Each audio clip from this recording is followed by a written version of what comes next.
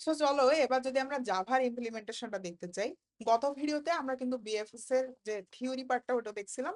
ওটা যদি somehow miss করে থাকো, একটু প্রথম পার্টে আছে ওই অংশটুকু একটু দেখে আসো। এবার এইখান থেকে আমরা জাভার কোডটা মানে আগাচ্ছি এইখান থেকে। সো দেখো, ইউজার থেকে আমাদের একটা অ্যারে লিস্ট টাইপের, মানে আমাদের অ্যাডজেসেন্সি লিস্ট টাইপের তোমার গ্রাফটা আমরা পেয়ে গেছি।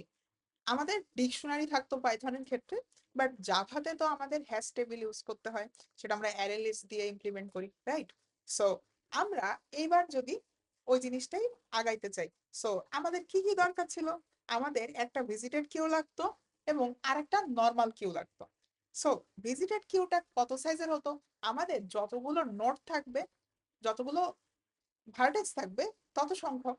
সো আমি যদি এখন শুরুতে আমাদের এই অ্যাডজেসেন্টের ভেতরেই তো আমাদের গ্রাফটা আছে, রাইট?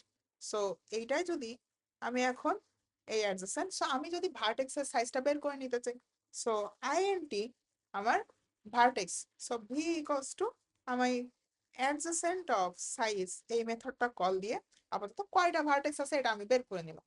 এবার সেই সাইজের একটা ভিজিটেড কিউ বানাবো বা একটা বুলিয়ান অ্যারে বানাবো। সো আমি যদি ধরো হচ্ছে বুলিয়ান টাইপের একটা অ্যারে বানাই, যেটা আমি ভিজিট নাম দিচ্ছি এবং নিউ কিওয়ার্ডটা ইউজ করলাম। এবার বুলিয়ান কিওয়ার্ডটা ইউজ করে এখানে যদি আমি সাইজ দিয়ে দিই, আমার ভিটা দিয়ে দিই, তাহলে ওই ভার্টেক্স যতগুলো আছে ততগুলো সাইজের আমার একটা ভিজিটেড অ্যারে বা লিস্ট তৈরি হয়ে গেছে। ঠিক আছে, অ্যারে তৈরি হয়ে গেছে, এটা আমরা বুঝলাম। এবার আমরা জাস্ট সবগুলো এলিমেন্ট যখন আমাদের দেখা হয়ে যাবে, আমাদের যে একটা রেজাল্ট অ্যারে ছিল না, ওই একটা অ্যারে বানাই। সো আমাদের একটা ডাইনামিক অ্যারে, যেটা আমাদের ইন্ডেক্সিং করে করে দেখতে হচ্ছে না, আমরা সেই অ্যারে লিস্টটাই বানাবো। অ্যারে লিস্ট, অ্যারে লিস্ট বানাবো কি টাইপের? ইন্টিজার টাইপের। এবং ওইটাকে আমি জাস্ট আপাতত রেজাল্ট নাম দিচ্ছি এবং নিউ কিওয়ার্ড ইউজ করতেছি আমাদের অ্যারে লিস্ট। ঠিক আছে, এবং অ্যারে লিস্ট দিয়ে আমি আমাদের এইটা দিয়ে আমাদের একটা রেজাল্ট অ্যারে বা লিস্ট বানাইলাম, অ্যারে লিস্ট বানাইছি আবার। ওকে, এবার আমাদের শুরু করতে হবে। শুরু করব কিভাবে? আমরা সোর্স নেব একটা, জিরো আমাদের সোর্স। সো আমি আপাতত initially SRC equals to zero, এইটা আমাদের সোর্স আমি ধরে নিচ্ছি। সোর্স যখন পেয়ে গেছি, আমরা বলতে পারি না ওইটা ভিজিটেড। সো আমি যদি এখন আমার ভিজিটেড যে লিস্টটা ছিল ওখানে এসআরসি ইকুয়ালস টু ট্রু দিয়ে দিই, তার মানে এই জিরোর জন্য আমি এইখানে আপাতত ট্রু বসাই দিচ্ছি এবং এই জিরোকে আপাতত আমি আমার কিউতে এন কিউ করবো। সো তার জন্য আমার এখানে কি করতে হবে? আমার একটা কিউ বানাই নিতে হবে এবার। সো আমি কি করব, আমার কিউ ক্লাসের আন্ডারে একটা ইন্টিজার টাইপের কিউ বানাবো, যেটা হবে একটা লিঙ্ক লিস্ট।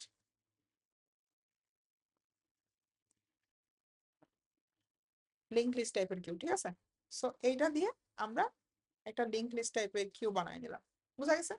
এবার এই কিউতে জাস্ট ডট অ্যাড দিয়েই কিন্তু আমরা নর্মালি যে কোনো এলিমেন্ট বসাই দিতে পারছি। So queue dot add of আমাদের এসআরসি, তার মানে আমরা যেটা দিয়ে শুরু করতেছিলাম আমাদের সোর্স, সেটা আপাতত আমরা কিউতে এন কিউ করলাম। এটা বোঝা গেছে? এবার আমরা সবসময় কি করতেছিলাম, আমরা কিউ কে বারবার জিজ্ঞেস করছিলাম, কিউ তুমি কি এমটি, আমাকে একটু বলো তো। সো তার জন্য আমরা কিউ এর ইজ এমটি মেথডটা কল দিতে পারি না। সো যতক্ষণ না পর্যন্ত ও এমটি হচ্ছে ততক্ষণ পর্যন্ত কি আমাদের রিপিটেশনের মাধ্যমে সব গ্রাফটা, পুরো গ্রাফটা দেখে ফেলতে হবে। সো সেইটার ক্ষেত্রে আমরা কি করতে পারি, আমরা ইজ এমটি মেথডটা কল করব।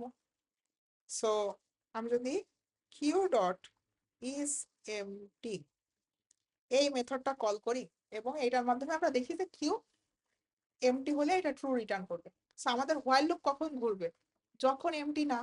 সো এরই সামনে আমি যদি একটা নট বসাই নিই, তাহলে কি আমাদের হয়ে যাচ্ছে না?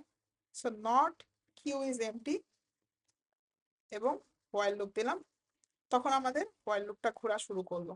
ঠিক আছে, এবার যখন হোয়াইল লুপটা ঘুরবে, এবার আমাদের সব কিউটা দেখতে হবে। সো কিউ এর ফ্রন্টে যে এলিমেন্টটা ছিল, সো সেইটাকে আমি এবার ডিকিউ করে বের করে নিয়ে আসতেছি।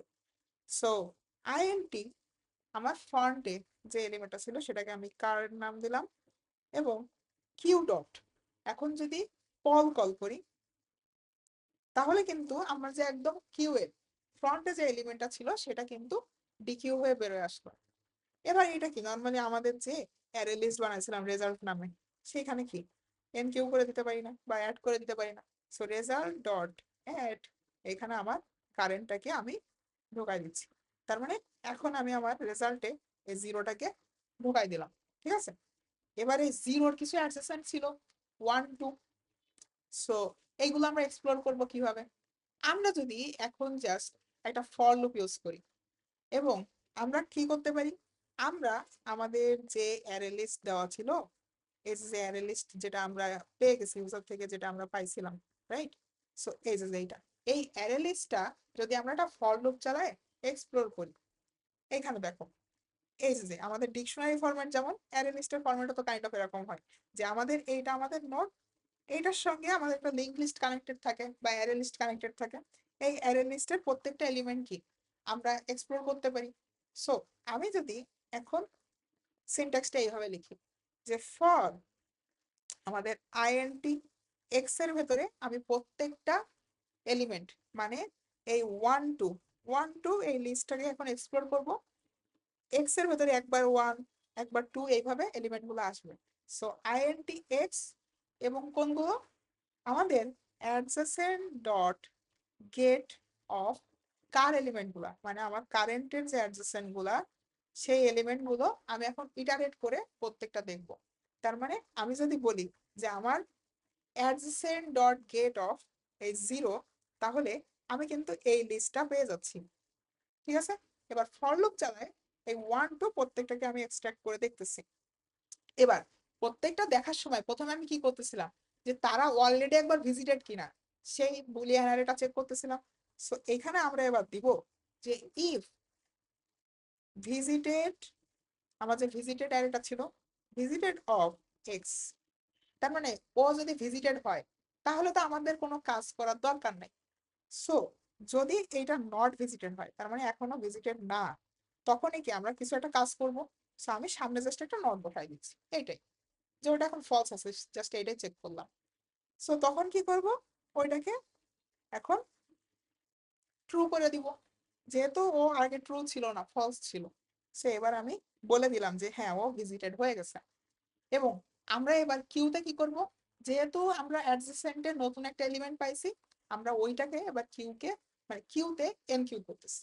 So queue dot add of আমার যে এক্স ছিল সেই এক্সটা, তার মানে আমাদের জিরোর অ্যাডজেসেন্ট 1 2 যেগুলো পাচ্ছি ওগুলো প্রত্যেকটাকে যখন তারা অলরেডি ভিজিটেড না, তখন তাদেরকে আমরা কিউকে মানে কিউতে এনকিউ করতেছি। বুঝতে পারছো?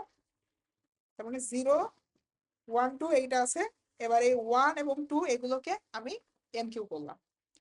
সো এইটাই ছিল আমাদের পুরা বিএফএস এর কোডটা। এইভাবে কিন্তু পুরো কোডটা কমপ্লিট হয়ে যাবে। লাস্টে আমাদের এই রেজাল্টের ভেতরে আমাদের কই গেল রেজাল্ট, এটা এই রেজাল্টের ভিতরে আমাদের পুরো যে লিস্টটা সেটা কিন্তু স্টোর, এর ভিতরে কিন্তু আমাদের সব এলিমেন্ট গুলো, এই যে এখানে আমরা যেভাবে দেখছিলাম 0 1 2 3 4 এইভাবে কিন্তু প্রত্যেকটা এলিমেন্ট আমাদের এই রেজাল্ট এর ভিতরে চলে আসবে। সো হোপফুলি এই জাভার কোডটা কিভাবে করলাম, এই কোডটা তোমরা সবাই ডক্টর জাভা অথবা ভিএস কোডে একটু অ্যাপ্লাই করে দেখবা, হোপফুলি তোমরা এই কোডটা সলভ করতে পারবা।